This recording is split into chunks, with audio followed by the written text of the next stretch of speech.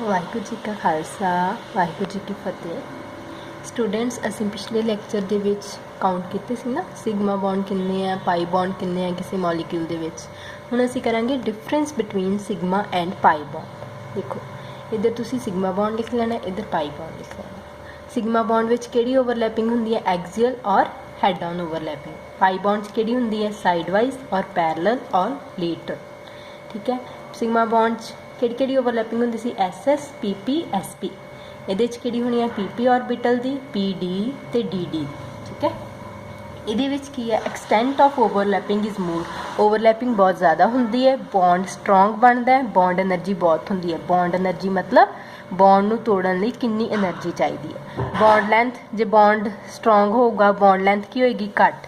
ਅਤੇ ਜੇ bond length ਘੱਟ ਹੋਏਗੀ ਜ਼ਿਆਦਾ ਸਟੇਬਲ ਬੌਂਡ ਹੋਏਗਾ। ਇਹਦੇ ਵਿੱਚ ਐਕਸਟੈਂਟ ਆਫ ਓਵਰਲੈਪਿੰਗ ਘੱਟ ਹੁੰਦੀ ਹੈ, ਵੀਕਰ ਬੌਂਡ ਹੁੰਦਾ ਹੈ, ਬੌਂਡ ਐਨਰਜੀ ਲੈਸ ਹੁੰਦੀ ਹੈ, ਬੌਂਡ ਲੈਂਥ ਜ਼ਿਆਦਾ ਹੁੰਦੀ ਕਿਉਂਕਿ ਇਹ ਇਨਵਰਸਲੀ ਪ੍ਰਪੋਰਸ਼ਨਲ ਆ। ਠੀਕ ਹੈ। ਔਰ ਇਹ ਲੈਸ ਸਟੇਬਲ ਹੁੰਦਾ ਬੌਂਡ।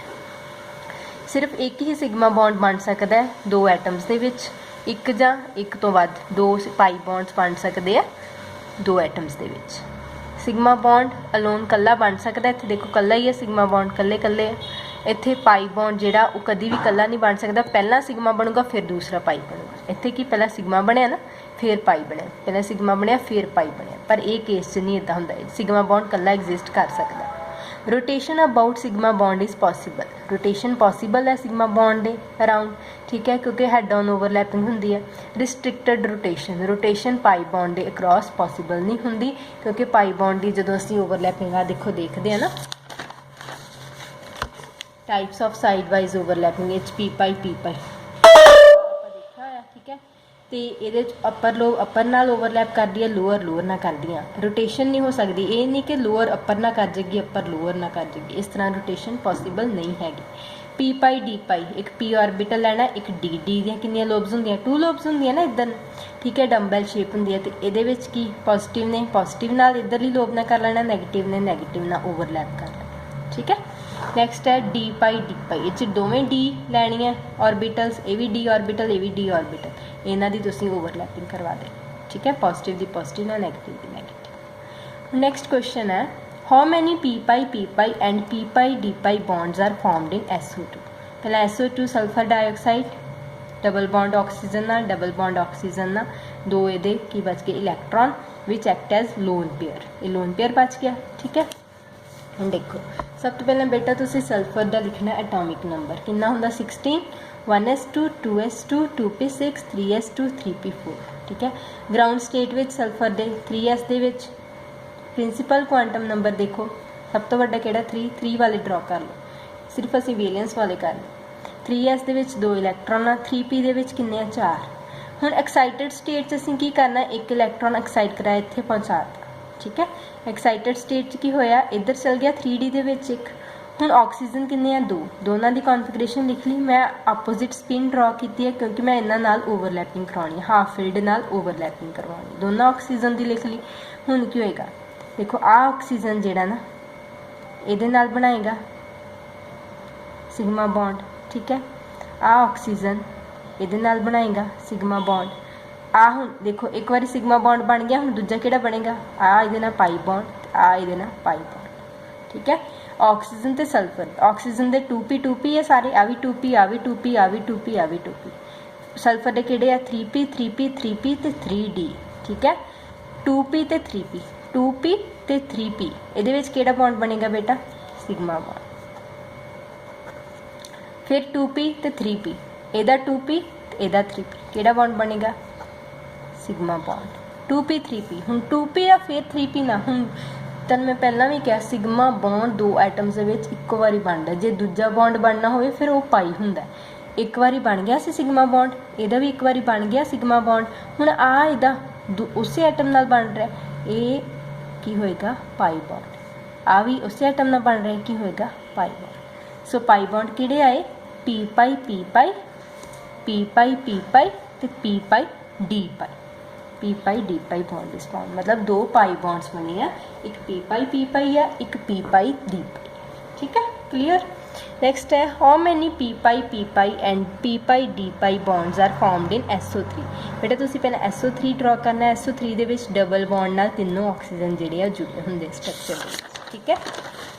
देखो सब तो पहला sulphur ground state which draw कर लिया, जिवें पहलां भी कीता सीगा 3s2 3p4 वाली स्टेट। फर्स्ट एक्साइटेड स्टेट आ वाला एक्साइट होके इत्थे पहुंच गया। सैकेंड एक्साइटेड स्टेट सैकेंड, क्योंकि देखो किन्ने बॉन्ड बन रहे हैं 1 2 3 4 5 6, घट्टो घट्ट मैनूं 6 अनपेयर्ड इलैक्ट्रॉन चाहिए आ। ये किन्ने बन रहे सीगे 4, 1 2 3 4, मैनूं 4 अनपेयर्ड मैं क्रिएट कर ले ग्राउंड एक्साइटेड स्टेट 1 2 3 4। हुण इस मैं क्यों 2 बारी एक्साइट करा रही हाँ इलैक्ट्रॉन नूं, पहला मैं आ वाला करवाया फिर मैं आ भी करवा रही हाँ। क्यों करवा रही हाँ? क्योंकि मैनूं 6 अनपेयर्ड इलैक्ट्रॉन चाहिए आ, 6 बॉन्ड बन रहे, ठीक है। हुण ऑक्सीजन पहला दूजा तीजा सारिਆਂ ਦੀ कॉन्फिगरेशन ये होगी, सारिਆਂ ਦੀ मैं अपोजिट स्पिन जी अनपेयर्ड सी मैं अपोजिट ड्रॉ कर, ठीक है। हुण की होगा ध्यान नाल देखो आ ना एक ये इहदे नाल चल जाएगा, ठीक है। अगला अजे सिग्मा बॉन्ड मैं बना रही सिंगल बॉन्ड, क्योंकि एक एक आ ऑक्सीजन एक बारी सल्फर ना बनाएगा सिग्मा, आ ऑक्सीजन दूजी बारी सल्फर ना बनाएगा वो पाई होएगा। फिर आ इहदे नाल चल जाएगा, ठीक है। फिर आ इहदे नाल चल जाएगा, हो गया तीनों सिग्मा बन गए। हुण आ इहदे नाल बनाएगा किहड़ा बनाएगा पाई, आ इहदे नाल बनाएगा किहड़ा बनाएगा पाई, आ इहदे नाल बनाएगा किहड़ा बनाएगा पाई, ठीक है। क्योंकि दूजा बॉन्ड हमेशा पाई हुंदा। सो मैं सारे लिखे ऑक्सीजन का 2p सीगा, 2p सल्फर का किहड़ा सीगा 3s pi sigma bond, 2p 3p दे नाल सिग्मा बॉन्ड, 2p 3p दे नाल सिग्मा, 2p 3p दे नाल पाई, 2p 3d दे नाल पाई, 2p 3d दे नाल पाई, 3 पाई 3 सिग्मा, ठीक है। p पाई किन्ने आ 1 ते p पाई d पाई किन्ने आ 2, हाँ p पाई d पाई 2। क्लीयर है बेटा, बड़ा ही ईजी है टॉपिक, बहुत ईजी है, ठीक है। जस्ट ओवरलैपिंग करवाना। नैक्सट है H3PO4 फॉस्फोरिक एसिड है। इहदी बेटा पहले स्ट्रक्चर देखो, P डबल बॉन्ड ओ हुंदा, फॉस्फोरस की मैक्सीमम कोवलेंसी हुंदी है 5, ये 5 बॉन्ड बना सकता, 2 उपर बना रहे 3 4 5 नाले ऑक्सीजन नाल एक ही लगा होया हाइड्रोजन। ये है स्ट्रक्चर H3PO4, ठीक है। सब तो पहला तुसीं सेंट्रल एटम किहड़ा फॉस्फोरस, फॉस्फोरस विच उहदा एटॉमिक नंबर कितना है 15। तुसीं उहदी कॉन्फिगरेशन लिख लैनी 1s2 2s2 2p6 3s2 3p3। Phosphorus की ग्राउंड स्टेट ड्रॉ करो 3s2 3p3, 3d की होएगा खाली। फर्स्ट एक्साइटेड स्टेट विच हुण की है साडे कोल किन्ने बनने बॉन्ड 1 2 3 4 5, घट्टो घट्ट सानू फास्फोरस के 5 अनपेयर्ड इलैक्ट्रॉन चाहिए आ, बट इत्थे किन्ने आ 3 नहीं है, इस करके असीं इहनूं एक्साइट करा लांगे। एक्साइट करा के साडे कोल 5 आ गए 1 2 3 4 5, ठीक है। ऑक्सीजन किन्ने साडे कोल 4 है 1 2 3 4, 4 ऑक्सीजन लिखो, ठीक है। हाइड्रोजन किन्ने ऑक्सीजन नाल लगे हुए हाइड्रोजन, एक एक हाइड्रोजन इन्हां नूं लगा दो, तिन्हां नूं लगाता एक नाल नहीं लगाया क्योंकि उहदे नाल नहीं। हुण की हो गया बेटा देखो इहदा 3s ते इहदा 2p सिग्मा बॉन्ड, फिर इहदा 3p इहदा 2p, इहदा 3p इहदा 2p, इहदा 3p इहदा 2p बन गए। सिग्मा बॉन्ड पहलां बनाने, पाई बॉन्ड उदों बनते जो सिग्मा बॉन्ड बन जाए, ठीक है। हुण सारे सारे कंप्लीट हो गए, इहदी भी ओवरलैपिंग होगी, इहदी H नाल होगी, इहदी 3p नाल, इहदी H नाल, 3p नाल H नाल, इहदी 3s नाल आ बच गया। हुण इहदी तुसीं 3d दे नाल क्योंकि इहने पाई बॉन्ड बनाना, ठीक है। तो साडे कोल की आ गया ऑक्सीजन ते फॉस्फोरस दे 2p 3s 2p 3p 2p 3p 2p 3p सारे के सिग्मा बॉन्ड ते पाई बॉन्ड किहड़ा p पाई d पाई 2p दा 3d दे नाल। क्लीयर बेटा। सो अज दे लैक्चर वास्ते इन्ना ही। आई होप कि तुहानूं सारिਆਂ ਨੂੰ ਇਹ समझ आया होएगा। ये सारे कॉन्सैप्ट सारियां एग्जाम्पल्स सारे questions overlappings sigma bond pi bond सारे किदे अंडर आए आ वैलेंस बॉन्ड थ्योरी दे अंडर, ठीक है। क्लीयर है बेटा। So this was all about today's lecture. Thank you.